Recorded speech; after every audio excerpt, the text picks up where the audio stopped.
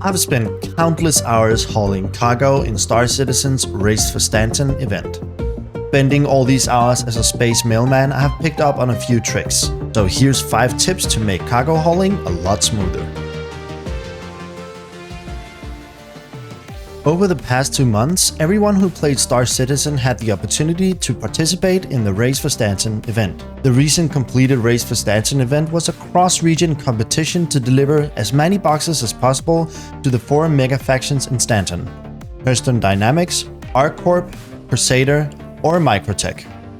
Completing missions for these factions gave rewards in return based on how many boxes you had delivered to them. I decided to participate in this event as I enjoy the cargo hauling loop and the rewards were pretty cool. To get the tier 5 rewards, you had to haul over 2,800 SCU of cargo, which takes quite a lot of time.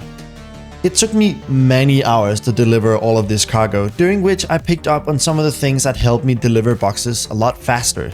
In this video, I'll show what ships and tools are the best, but also how to move as efficiently as possible. But make sure to stick around for the last tip, as this one took my hauling game to a completely new level.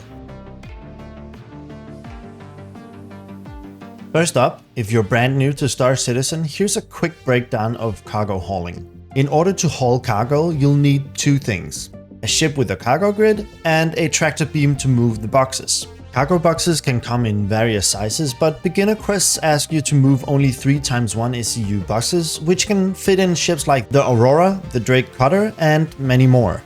Chances are you already have a ship that can move a few SCU, but if that isn't the case, ship rental kiosks have a handful of ships that you can rent for just a few thousand AUEC per day. To find a tractor beam, you simply have to go to the nearest cargo shop.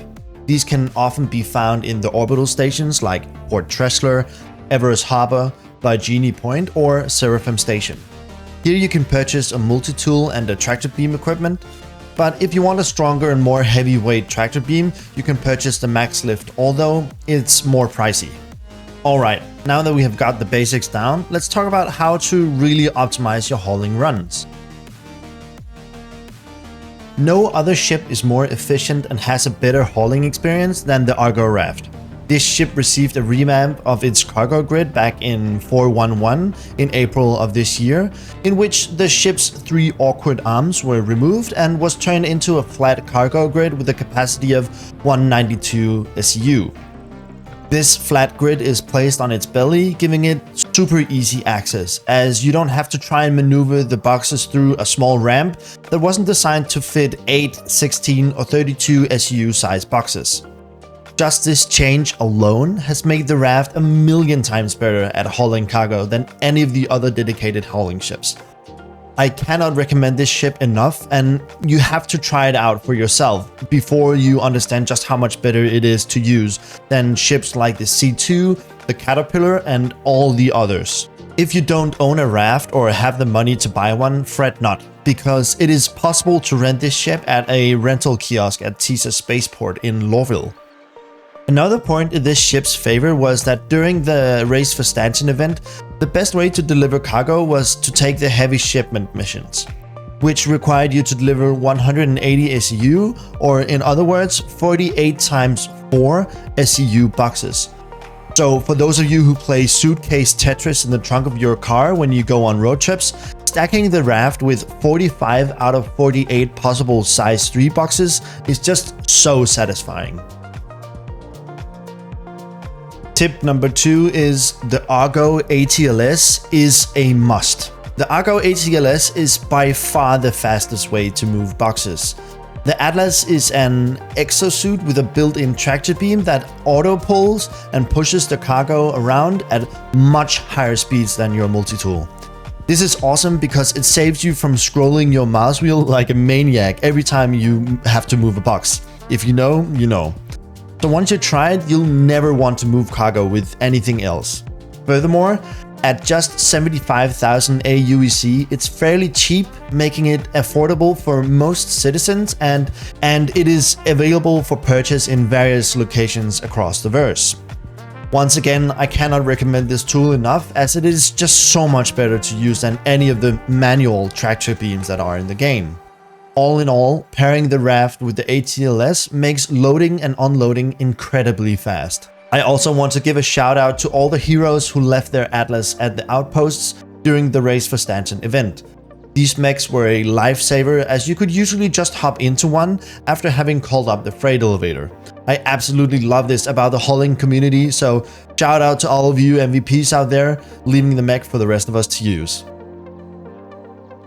This one might sound obvious, but it actually makes a big difference. In a big ship, you'll move a lot of boxes, and every single one has to be loaded and unloaded. The closer your cargo grid is to the elevator, the less distance you have to cover with each box. I usually park with my back end right up against the freight elevator, so the distance from the box to grid is as small as possible. Even saving just 2 seconds per box adds up over time and can save you countless minutes or even hours in the long run.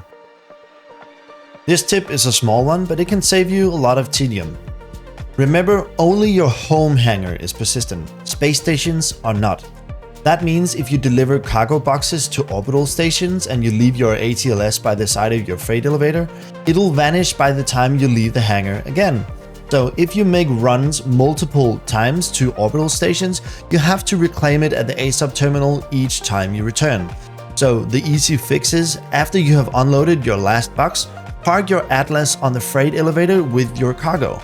Once you send the elevator down, you finish the delivery and stow the ATLS at the same time. That's a 2 birds 1 stone situation, if I've ever heard one. This is the last tip, and I promise this one will save you a surprising amount of time if you do it properly, and it is divided into 2 steps, so here is the first. Use the Freelook button. The ATLS tractor beam is fast, but the mech's turn speed is slow and wonky, and when you pull in a box, your view is often blocked by it.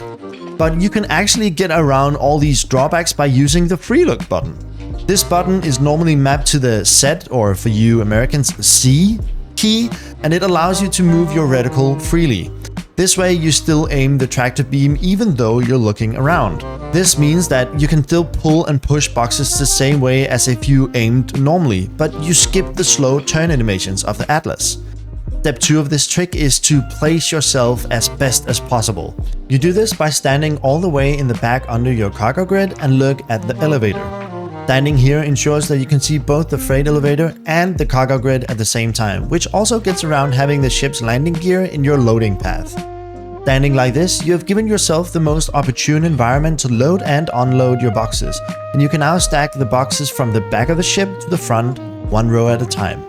You also reduce the amount of possible obstructions and gives you the best possible travel path, such that the box can snap straight onto the grid. By combining Freelook and optimal positioning, you supercharge your ability to load the boxes onto your cargo grid. This makes even big shipments super easy and can be completed in no time. And that's all the tips I've learned from playing the Race for Stanton event. If you only remember one thing from this video, make it the Freelook trick. That single change cut my load times in half and make the grind to tier 5 rewards so much smoother. I've learned a ton about cargo from this event, but it's also shown me some flaws in the gameplay loop. I'm already working on a video where I'll break down what works, what doesn't, and what I think can make cargo hauling much better in Star Citizen as a whole. If you found this video helpful, please drop a like and subscribe, as it gives me so much motivation to make more content and helps the channel a ton. And please do let me know in the comments what your biggest frustrations or best tips have been with hauling. I'd love to feature some of your experiences in a future video. Take care and see you around.